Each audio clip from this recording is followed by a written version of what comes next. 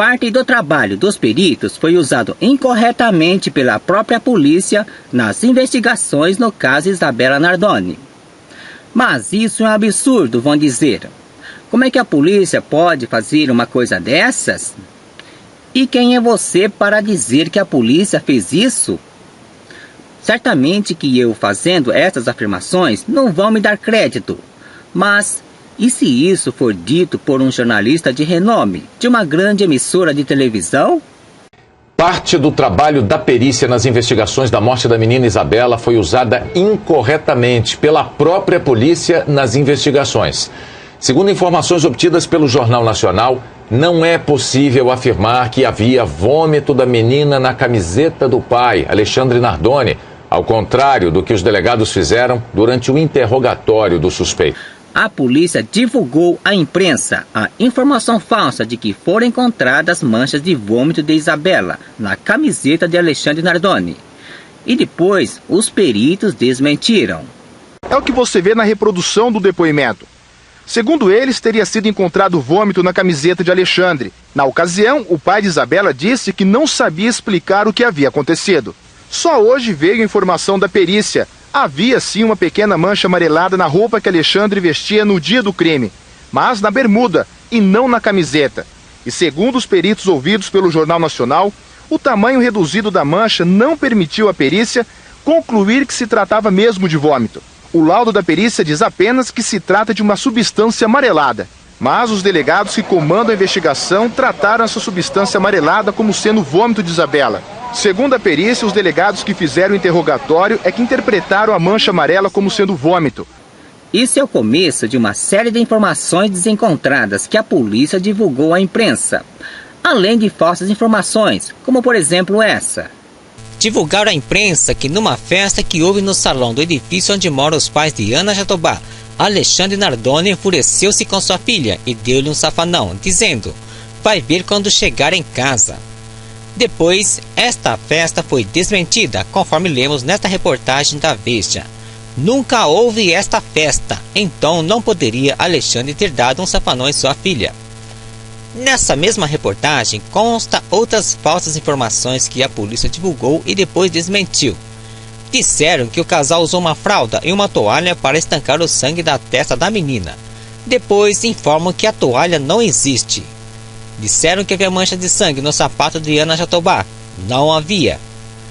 Divulgaram à imprensa que 1 minuto depois da ligação do Sr. Lúcio ao socorro a Isabela, o Sr. José Carlos também ligou ao socorro. Informação falsa, pois passaram-se apenas 2 segundos entre as duas ligações. Parece sem importância esta informação, mas 1 minuto apoia o argumento do promotor de que o Sr. Valdomiro e o Sr. Lúcio demoraram 59 segundos para comunicarem o socorro, quando na verdade foram muito rápidos. Tão rápidos que ligaram antes do Sr. José Carlos em 2 segundos, tempo esse que desmonta o argumento do promotor, de que Alexandre Nardoni chegou no jardim ainda na ligação do Sr. Lúcio. Esses são apenas alguns exemplos de informações falsas que a polícia divulgou à imprensa, tendo de desmentir depois. Mas, além delas, também houve omissões de fatos que favoreciam o casal Nardoni, como diz a jornalista da Globo. Barulho de festa, horários desencontrados, relatos que ficaram de fora do relatório final da polícia. Ainda há muitos pontos a ser esclarecidos sobre a noite da morte da menina Isabela.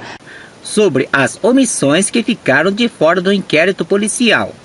Podemos citar, inicialmente, a omissão da polícia sobre a atitude de Alexandre Nardoni em socorrer a sua filha. A delegada Renata Pontes diz que Alexandre Nardoni não demonstrava abatimento pela morte de sua filha e que somente tentava convencer a todos que havia ladrão no prédio. Também no relatório do promotor Sembranelli, diz que apesar da menina estar necessitando de socorro, o pai se preocupava somente em mostrar que havia um invasor no prédio.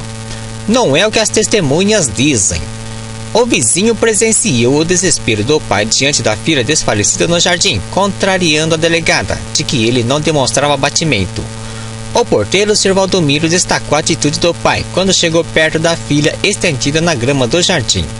O porteiro conta que Alexandre queria levar a criança ao pronto-socorro, mas que seu Lúcio, o vizinho que chamou o resgate, gritou para que Alexandre não mexesse nela. O morador confirmou a orientação em depoimento. Nesta reportagem também menciona a omissão da polícia dos pontos favoráveis ao casal Nardoni, conforme está escrito. Além de incluir o testemunho do vizinho com equívoco e omissões, a polícia também deixou de mencionar no relatório pontos que favorecem a versão de Alexandre. No primeiro pedido de prisão, a polícia afirma que o pai de Isabela teve um comportamento incomum ao ver a filha caída no jardim do prédio, ao se referir ao fato dele ter ligado para a família, em vez de chamar imediatamente o resgate. Revela que ambos já sabiam que nada mais tinham a fazer para salvar a vida da criança, necessitando naquele momento de proteção paterna para eles próprios, diz o texto. No entanto, o professor Antônio Lúcio Teixeira, morador do edifício Londres, o primeiro a acionar o resgate, e o porteiro Valdomiro da Silva Veloso, que trabalhava na noite do crime, disseram à polícia que o pai tentou socorrer a menina por conta própria, mas foi impedido por Teixeira. Após falar ao telefone, desligou e permaneceu na sacada de lá, dando ordem para Alexandre não mexer na criança e esperar o resgate e as viaturas que estavam a caminho, afirmou o professor à polícia, segundo cópia do depoimento de que a Folha teve acesso. O depoimento dos dois consta do relatório, mas essa informação foi omitida. O outro lado. Procurada, a Secretaria da Segurança Pública informou que não comenta mais o caso Isabela, incluindo o relatório, porque o inquérito já foi relatado e enviado à Justiça. Notem que nesse depoimento do Sr. Lúcio, após desligar o telefone, ele permaneceu na sacada.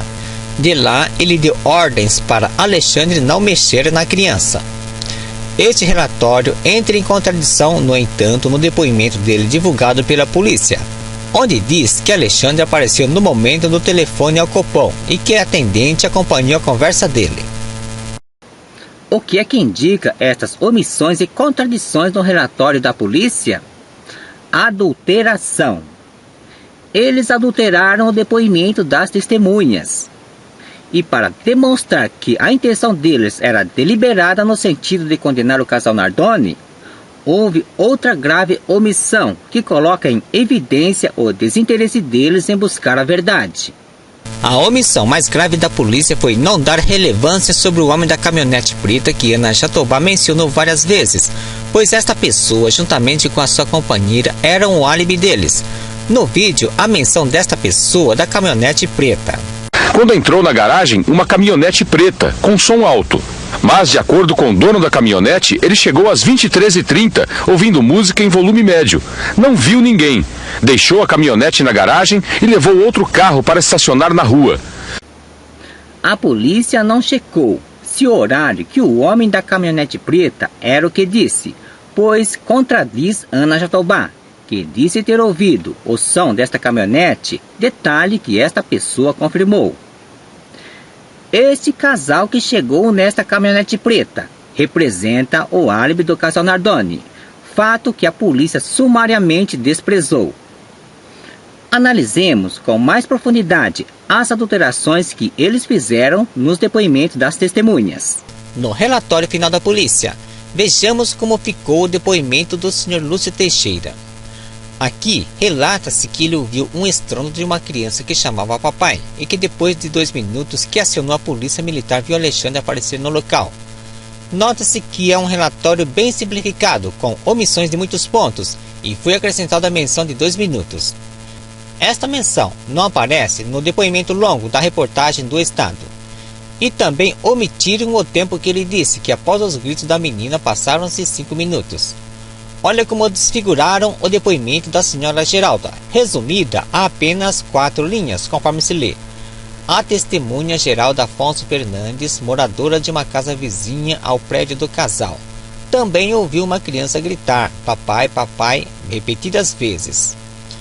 Omitiram a declaração dela, de que o grito que ouvia dava a impressão de ser um grito chamando pelo pai, como se não estivesse ao lado da criança. Omitiram também outro trecho, que diz que não ouviu naquele momento outras vozes além do grito, nem mesmo discussão. Omissões e adulterações é o que se vê no relatório final da polícia sobre os depoimentos das testemunhas. Mas não para por aí. eles consideraram como fundamental o depoimento todo contraditório da vizinha que mora no outro prédio, conforme se vê nesta reportagem. Nesta reportagem da Folha tem como manchete: relatório contém equívocos contra pai e madrasta de Isabela. A reportagem diz que a polícia incluiu no relatório informações equivocadas e emitiu outras, a fim de deixar mais contundentes a acusação contra o casal Nardoni. No relatório enviado à polícia, a delegada Renata Pontes afirma que o morador Valdir Rodrigues de Souza chegou em seu apartamento às 23 horas e 30 minutos. Mas no depoimento dele na íntegra, o que ele disse foi que chegou às 21 horas e 30 minutos, ou seja, 2 horas mais cedo. No depoimento dele, a discussão que ouviu foi às 23 horas e 23 minutos, e que ele viu claramente no relógio. Ora, o carro de Alexandre Nardoni foi desligado na garagem muitos minutos depois, às 23 horas 36 minutos e 11 segundos. Podemos ver isso no vídeo da Globo. Em outros depoimentos que narram a suposta briga do casal naquela noite, o vizinho do prédio ao lado diz que ele e a mulher ouviram uma forte discussão, vinda do edifício London, por volta das 23 horas e que durou cerca de 15 minutos. Nesse horário, Alexandre e Ana Carolina ainda não tinham chegado ao prédio. A mesma testemunha diz que olhou para o relógio às 23h23. Justamente neste momento, ele e a esposa ouviram claramente uma mulher dizendo: "Jogaram Isabela, do 6º andar". Segundo ele, era a voz da mulher que ouviu na discussão. Ou o relógio estava errado, ou a discussão que ouviram não era do casal, que só chegou ao prédio às 23h36. A mulher dessa testemunha lembrou que ela e o marido chegaram... O casal disse que ouviu discussões entre o casal Nardoni antes da queda de Isabela, e que essa discussão durou 5 minutos e houve 10 minutos de silêncio até ouvirem os gritos de uma mulher. Mas este morador do edifício onde ocorreu a tragédia disse de seu apartamento que nunca ouviu discussão entre o casal. E para confirmar mais uma adulteração que a polícia fez, neste já contraditório depoimento deste casal, o tempo que disseram de 5 minutos, a delegada considerou em seu relatório 15 minutos. Este lance do depoimento deste casal de vizinhos é um escândalo de contradições, tanto por parte deles como pior, pela própria polícia, que além de aceitar o depoimento deles, ainda por cima fez adulterações vergonhosas. E como é que a delegada Renata Pontes justifica essas omissões e equívocos detectadas pela imprensa?